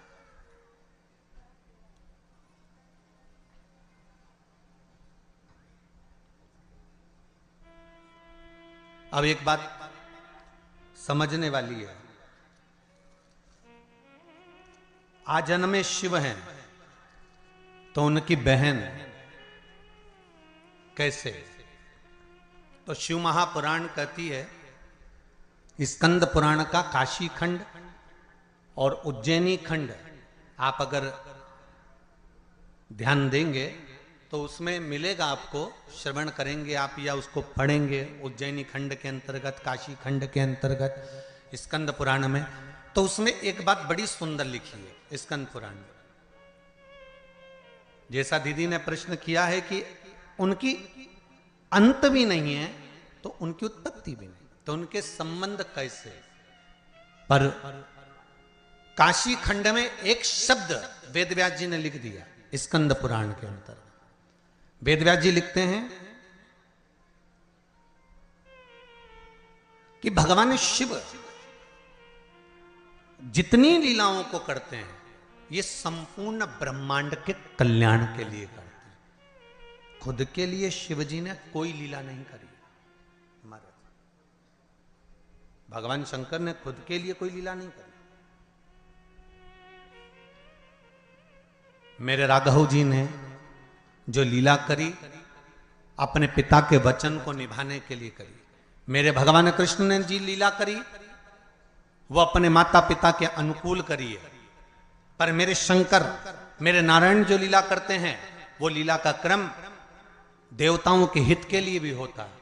पर मेरे भगवान देवादिदेव महादेव जितनी लीला को करे हैं, मेरे शंकर भगवान ने जो जो धारण करा, जो जो लीला करी, चाहे माता सती को भस्म करवाया हो, चाहे पार्वती के साथ में मंगल विवाह हुआ हो, चाहे गणेश जी महाराज का प्रागट्य हुआ हो, चाहे कार्तिकेय बाबा का प्रागट्य हुआ हो, चाहे जया विषहरा शामली बारी दौतली या अशोक सुंदरी का प्रागट्य हुआ हो, चाहे शिव की जितनी लीलाओं का क्रम आता है, ये शंकर भगवान ने स्वयं के लिए नहीं, शंकर भगवान ने संपूर्ण जनमानस के कल्याण के लिए अर्थात जनमानस को प्रेरणा देने के लिए करी।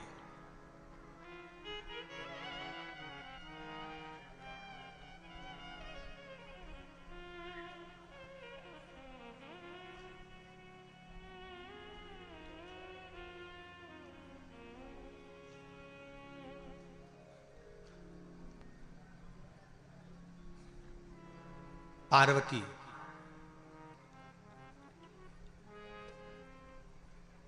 नर्मदा, मां गंगा,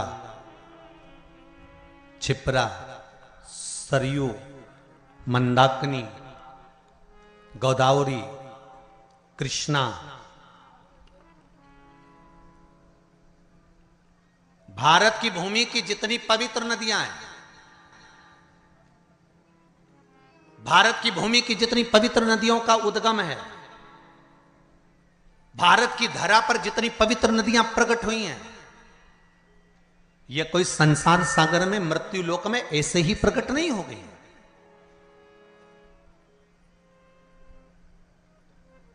देव अधिदेव महादेव के पास में बारंबार सारी नदियों के लिए प्रागट्य के लिए निवेदन किया गया, पंचायत में यह सिद्ध किया गया, तब जाकर इन नदियों को प्रकट किया गया। और एक बात अपने जीवन में उतार कर रखना, जितनी पवित्र नदियों में आप स्नान के लिए जाओ, जितनी पवित्र नदियों में आप स्नान करने के लिए जाओ, आपसे करबद्ध हाथ जोड़कर निवेदन है कि उन नदियों की पवित्रता पर कभी दाग लगाकर मत आना। परंतु आप और हमने सारी पवित्र नदियों को गंदा कर कर रखा, सारी पवित्र नदियां।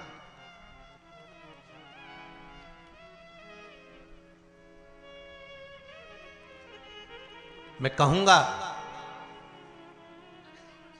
यमुना के घाट पर बसा है दिल्ली। दिल्ली काहे पर बसा हुआ है? यमुना के घाट पर बसा हुआ है। आगरा यमुना के घाट पर बसा हुआ है। मथुरा और वृंदावन यमुना के घाट पर बसा हुआ है। बड़े बड़े तीर्थ मां नर्मदा के घाट पर बसे हुए हैं। बड़े बड़े तीर्थ मां गंगा के घाट पर बसे हुए हैं। बड़े बड़े तीर्थ मां कृष्णा के घाट पर बसे हुए, गोदावरी के घाट पर बसे हुए हैं। ये पवित्र पवित्र नदियां जिनको देवता स्वयं अपने लोक से लेकर मृत्यु लोक में आए हैं। एक भी नदी इस भूमंडल पर नहीं थी, परंतु कहीं शंकर भगवान ने कहा, कहीं देवी ने कहा, कहीं सूर्य ने कहा, कहीं किसी ने कहा, सबने कहीं ना कहीं इनकी आराधना करी है और इनको मृत्यु लोक पर लाने के लिए अथक प्रयास करा, अथक प्रयास। अगर आप शिव पंचायत की कथा को सुन रहे हो तो अपने जीवन में एक बात उतार कर रखना कि शिव पंचायत में एक एक नदियों के उद्गम की कथा का वर्णन है महाराज।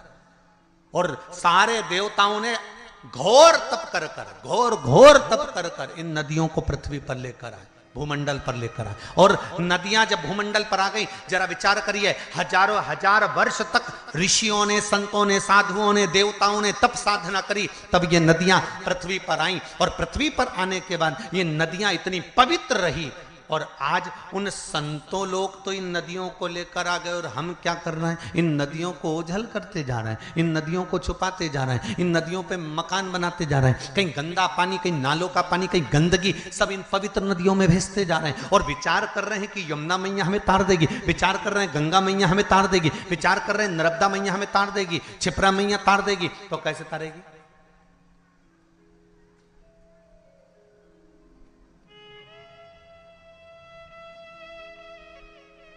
आपके जीवन को सुख देने के लिए। मेरे को साहू जी बता रहे थे,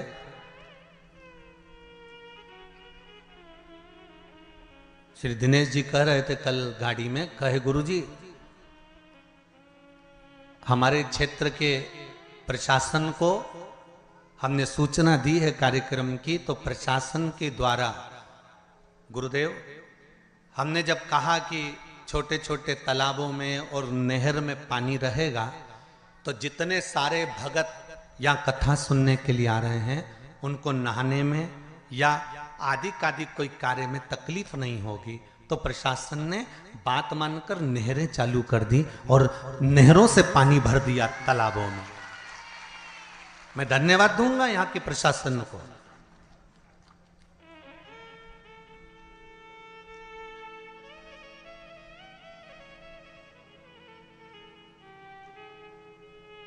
जिन्होंने नहरें चालू कर दी कि भगत लोग, अगर इस छोटे से गांव में जब इतनी बड़ी कथा हो रही है, इतना बड़ा पंडाल लगा हुआ है, इतने जनमानस, और विश्वास नहीं था कि आज पहले दिन इतने जंगल के अंदर गांव, गांव के अंदर गांव, गांव के अंदर गांव।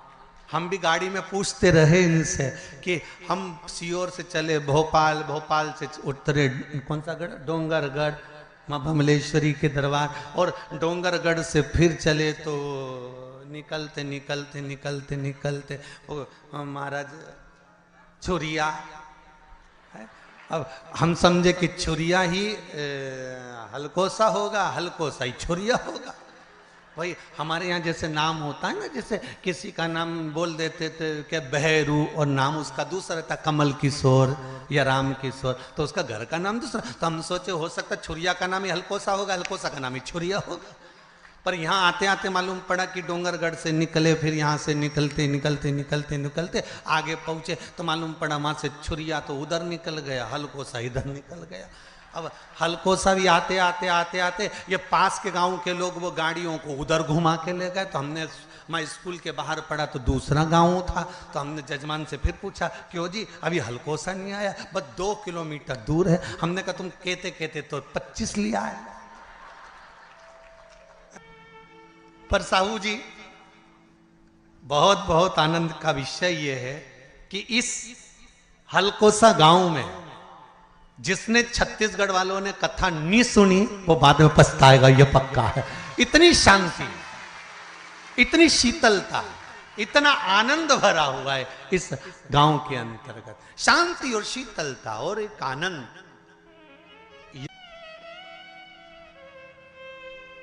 वो सुख है।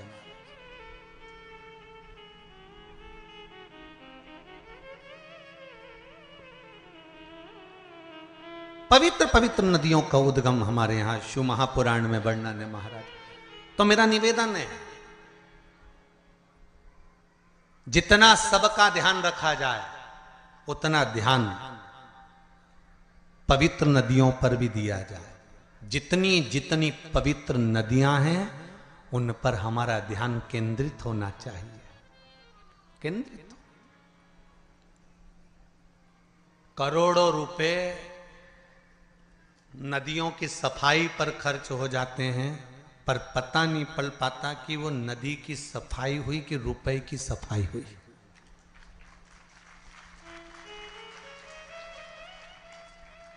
पवित्र नदियां।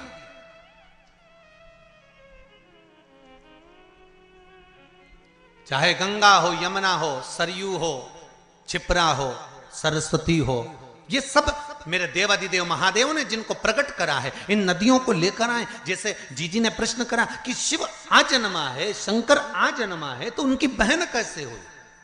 शिव महापुराण की कथा कहती है कि भगवान शंकर को एक दूषण नाम के राक्षस का संहार करना था, जो ब्राह्मण के बच्चों का रक्त निचोड़कर पी रहा था। तो शिव लीला करने के लिए एक नदी को प्रकट करना चाहते हैं।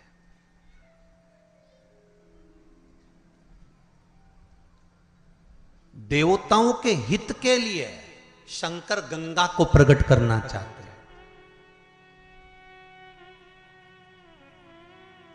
वेद व्यास जी के ज्ञान की वृद्धि करने के लिए शंकर भगवान सरस्वती को प्रकट करना चाहते हैं। संसार में बहुत गरीब से गरीब भी लोग रहेंगे जो अपने घर में शंकर की मूर्ति अगर रखेंगे तो उनके पास यज्ञ करने का पैसा भी नहीं होगा, हवन करने का धन भी नहीं होगा। इसलिए शंकर भगवान नर्मदा जी को प्रकट कर दिया। कौन सी नदी प्रकट करी?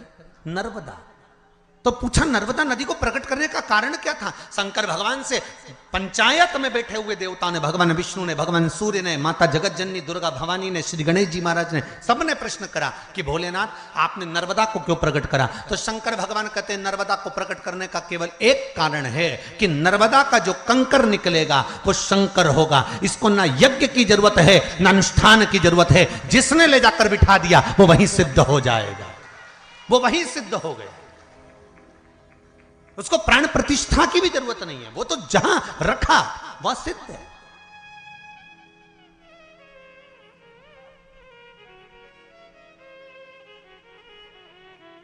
मेरा भोला शिव शंकर ओघड़दानी दयालु दातार संपूर्ण विश्व के कल्याण के लिए लीला करता है। इसलिए नर्मदा का कंकर शंकर कर दिया।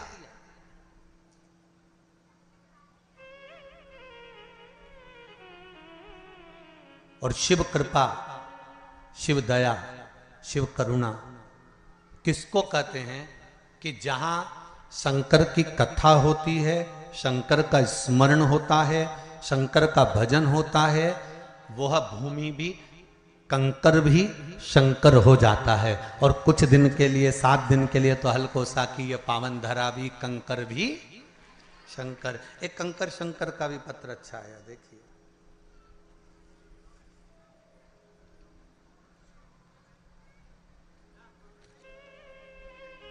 दीपक साहू,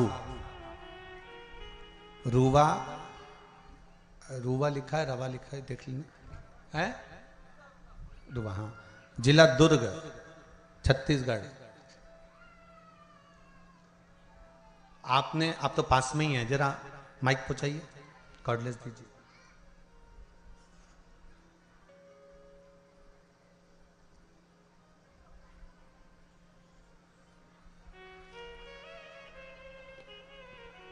आपने पत्र में लिखा है, गुरुदेव रुद्राक्ष महोत्सव चल रहा था कुबेरेश्वर धाम पर, और रुद्राक्ष महोत्सव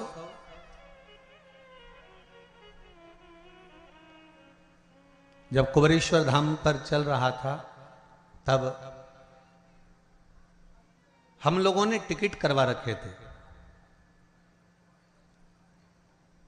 10 लोगों के सबके टिकट हुए और सबने टिकट करवाए। गुरुदेव सबके टिकट कैंसिल भी हो गए क्योंकि आपने व्यासपीठ से सबको आने के लिए मना कर दिया था। सही है?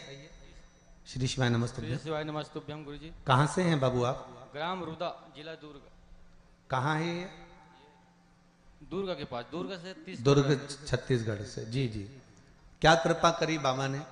जी, जैसे ही मैं कुबेरेश्वर धाम से आया, मेरा काम पेंटिंग का काम करता हूँ। आपका टिकट कैंसिल नहीं हुआ था क्या? हो गया था। हो गया? नहीं हुआ था टिकट। मैं टिकट कैंसिल करने के लिए स्टेशन गया, जहाँ से टिकट कैंसिल करवाया वहाँ गया, बिलासपुर। आवाज बढ़ाइए बाबू। हाँ, मैंने टिकट कैंसिल करने के लिए स्टेशन गया और जहाँ से करवाया वहाँ गया, वहाँ से भी नहीं हुआ तो बिलासपुर फ़ोन लगाया, मेरे दोस्त रेलवे में हैं, बोले आपका टिकट कैंसिल नहीं हो पा रहा है।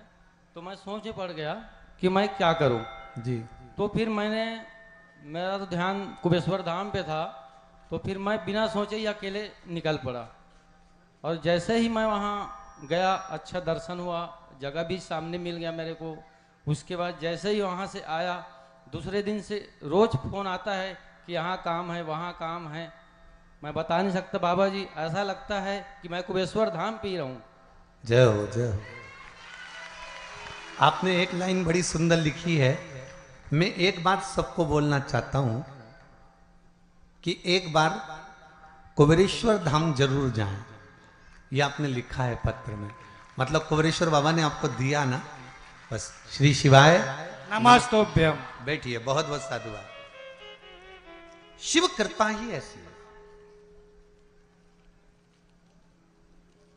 अब जहां जैसे लिखा है इन्होंने, दीपक जी साहू ने, कि गुरुदेव सबके टिकट कैंसिल हो गए, मेरा नहीं हुआ। मतलब कहीं ना कहीं बाबा को बुलाना था।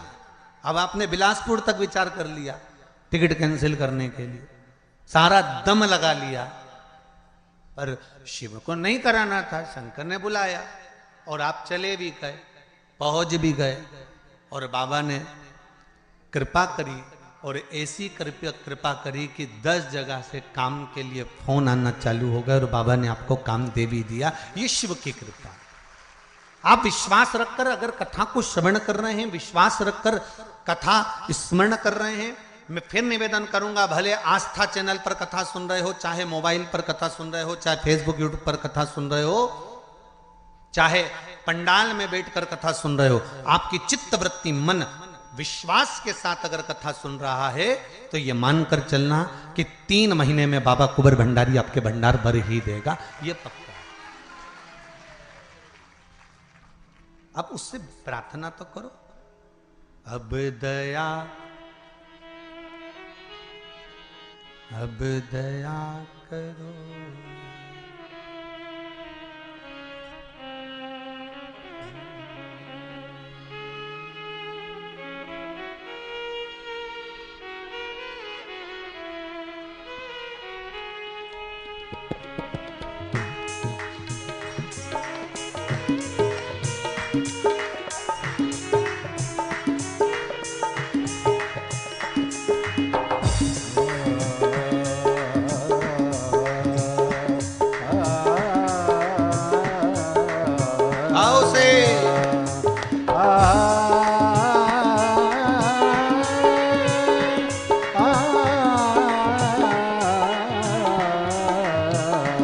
अब दया करो हे भोलेनाथ, मस्त रहूं तेरी मस्ती में।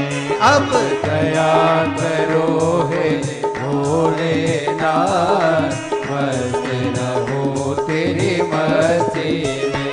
अब दया करो हे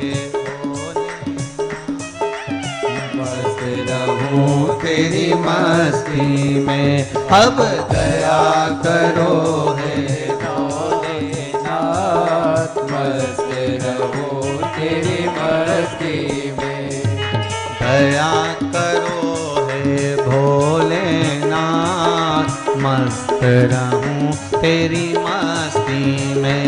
अब दया करो हे भोलेनाथ, सब गाइए, मस्त रहो तेरी मस्ती में। मेरे सिर पे रख दो अपना हाथ, मस्त रहूं तेरी मस्ती में। ओ मेरे सिर पर रख दो अपना हाथ, मस्त रहो तेरी मस्ती में।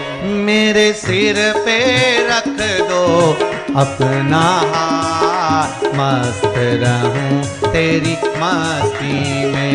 मेरे सिर पे रख दो अपना हाथ, मस्त रहो तेरी मस्ती में। अब दया करो हे भोलेनाथ, मस्त रहूं तेरी मस्ती में। अब दया करो हे भोलेनाथ, मस्त रहूं तेरी मस्ती में। जय हो। हर हर महादेव।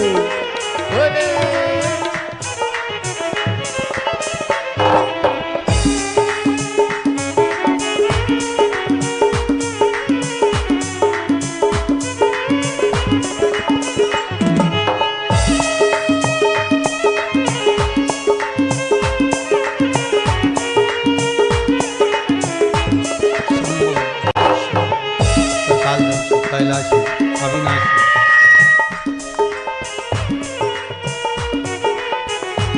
जय हो।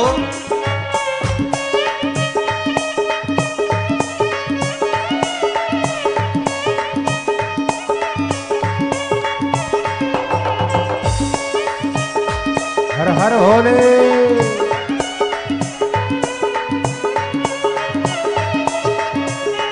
तेरे चरणों में हो मेरा माँ, मस्त रहूं तेरी मस्ती में। तेरे चरणों में हो मेरा हाथ, मस्त रहूं तेरी मस्ती में।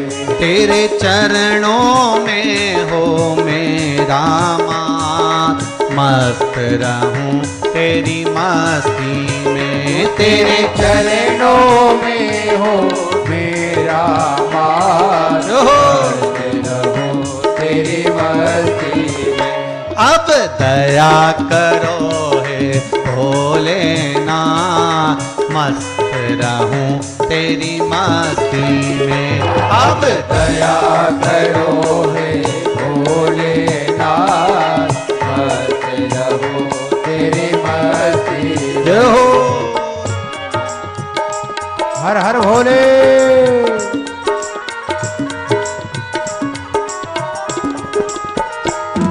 बम बम लहरी।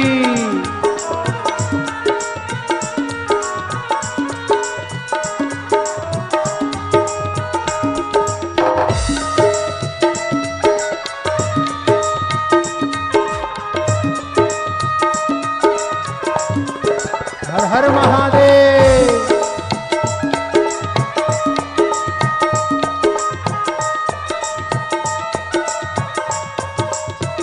दोनों हाथों से बम बम लहरी।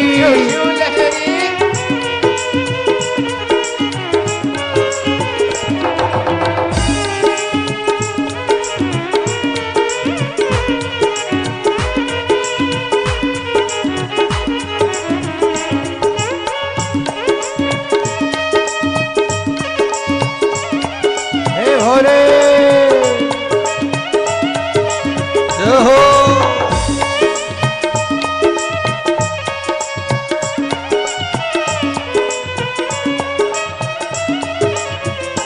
तेरे द्वार खड़े हैं रख ले लाज, मस्त रहूं तेरी मस्ती में। वो तेरे द्वार खड़े हैं रख ले लाज, मस्त रहूं तेरी मस्ती में। तेरे द्वार खड़े हैं रख ले लाज, मस्त रहूं तेरी मस्ती में। तेरे द्वार खड़े हैं रख ले लाज, मस्त रहूं तेरी मस्ती में।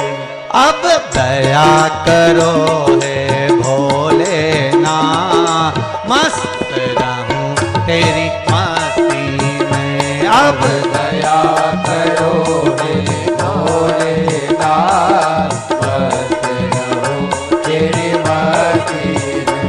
मेरे सिर पर रख दो अपना हाथ, मस्त रहूं तेरी मस्ती में।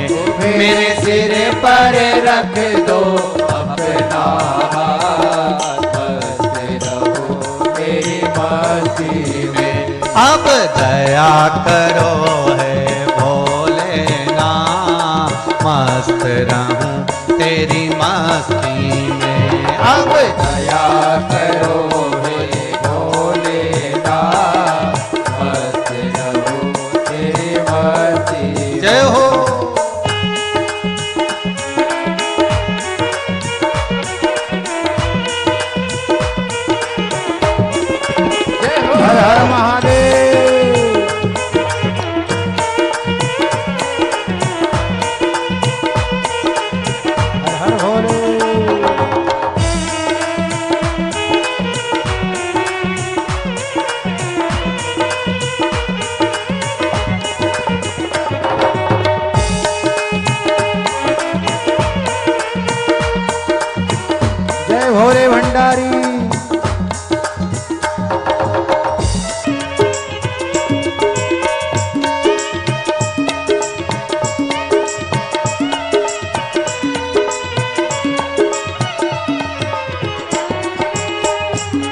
तो झूम झूम के नाचूं आज, मस्त रहूं तेरी मस्ती में।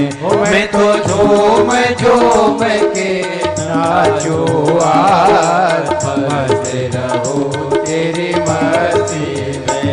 मैं तो झूम झूम के नाचूं आज, मस्त रहूं तेरी मस्ती में। मैं तो झूम झूम के नाचूं आज, मस्त रहूं तेरी मस्ती में। अब दया करो है भोलेनाथ, मस्त रहूं तेरी मस्ती में। अब दया करो हे भोलेनाथ, मस्त रहूं तेरी मस्ती में। मेरे सिर पर रख दो अपना हाथ, मस्त रहूं तेरी मस्ती में। मेरे सिर पर रख दो अपना हाथ, मस्त रहूं तेरी मस्ती में। मेरे सिर पर रख दो अपना हाथ, मस्त रहूं तेरी मस्ती में। मेरे सिर पर रख दो अपना हाथ, मस्त रहूं तेरी मस्ती में। अब दया करो है भोलेनाथ, मस्त रहूं तेरी मस्ती में। अब दया करो हे भोलेनाथ, मस्त रहूं तेरी मस्ती में। अब दया करो है भोलेनाथ, मस्त रहूं तेरी मस्ती में। अब दया करो हे भोलेनाथ, मस्त रहूं तेरी मस्ती में।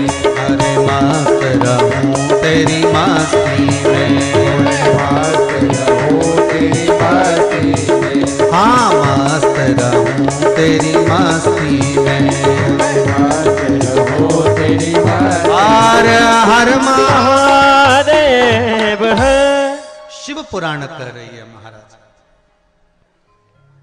पंच तत्व से बना ये शरीर, पंच तत्व से निर्मित ये ब्रह्मांड, और शिव पंचायत के वो 5 देव इस पंच तत्व के मूल स्वरूप हैं। पंच तत्व में जल की मात्रा ज्यादा है, इसलिए उसका जो मूल है वो श्री गणेश जी महाराज। दूसरे नंबर पर है पंच तत्व में वायु, और वायु के अगर कोई देव मूल रूप से माने गए हैं तो वो भगवान विष्णु है। शरीर में वायु का एक मूल स्थान होता है।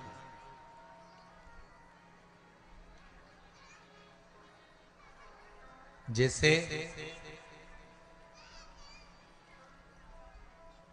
कई लोग कहते हैं गुरुजी आप कहते हो कि कथा सुनना चाहिए, कथा पंडाल में जाना चाहिए, या कथा श्रवण करना चाहिए, चाहे चैनल पर सुनो चाहे कहीं पर भी सुनो, पर कथा सुनो।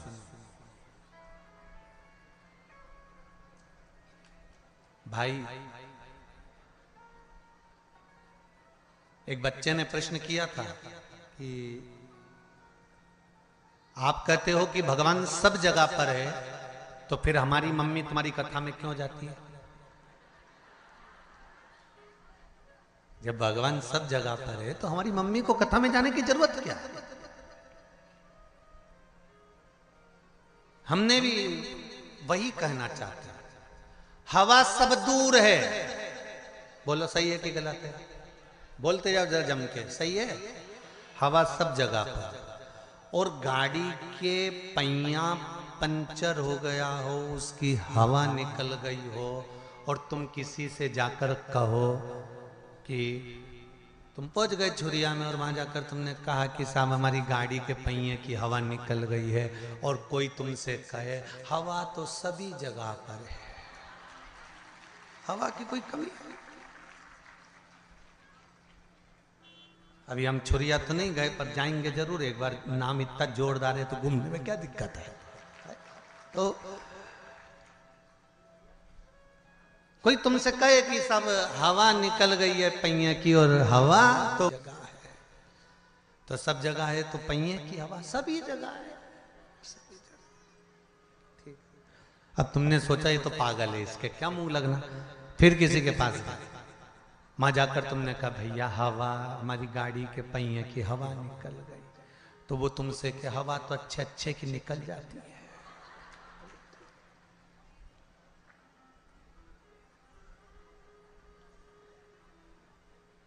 फिर तुमने कहा हवा कहाँ मिलेगी? हवा ही तो है, कहाँ नहीं मिलेगी, सब जगह हवा है। मनुष्य में भी हवा भरी हुई है। ओहो, 4-5 जगह गए और हवा कहीं पूछा, फिर कहीं गए, आप गाड़ी के पहिए की हवा निकल गई, हवा कहाँ मिलेगी? तो कहा फ्री है, सब जगह है, पहिए में हवा डलवाना। फिर कोई ने कहा ये हवा की दुकान है, यहाँ एक मशीन लगी हुई है, उस मशीन से टायर में हवा, जम के बोलो जरा, भरी जाती है। बिना मशीन के टायर में हवा भरा जाएगी क्या? बोलते जाओ जरा दमदारी से। नहीं, उसी तरह मेरा उस बच्चे से निवेदन है जिसने कहा था कि जब भगवान सब जगह पर है तो हमारी मम्मी तुम्हारी कथा में क्यों जाती है, तो उस बच्चे को समझाना चाहूंगा, हवा सब जगह पर है, भगवान कण कण में बैठा हुआ है, पर मशीन तो यही लगी हुई है जो भर देती है।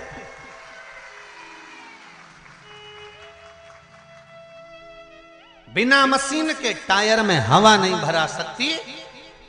प्राप्त होगी हवा, पर वो मशीन से प्राप्त होगी। भगवान सब जगह पर है, कण कण में, रसातल में, जल में, थल में, वायु में, आकाश में, पताल में, तुम्हारे घर में, चप्पे चप्पे में भगवान है।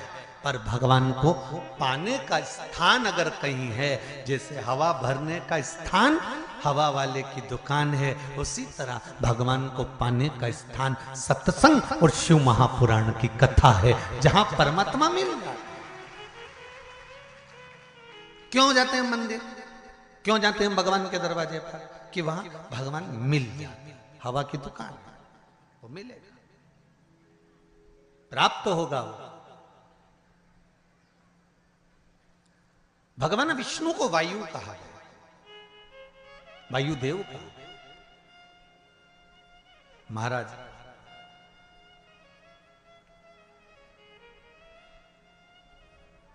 इस मनुष्य के शरीर में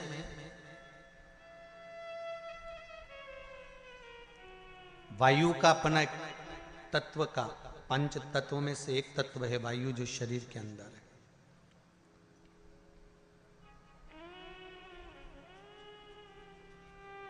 और उस वायु को एकाग्रित रखने के लिए हमारे यहां मंत्रों का प्रभाव है, मंत्रों की प्रबलता।